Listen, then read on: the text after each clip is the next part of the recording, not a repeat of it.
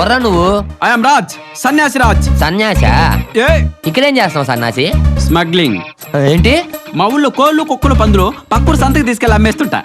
దొంగ కోళ్ళు పెట్టేవాడంటారే వాడు వీడేనేమో. ఓ ఇంతకీ పెళ్లి కొడుకు నువ్వేనా? కాదు కాదు, ఇదిగో ఈయన. మీరు ఆపండి, నేనే. అయితే నీకు పెళ్లి కూతురు గురించి కొన్ని విషయాలు బీప్ లేకుండా చెప్తాను. బీపీ తెచ్చుకోకుండా వింటా.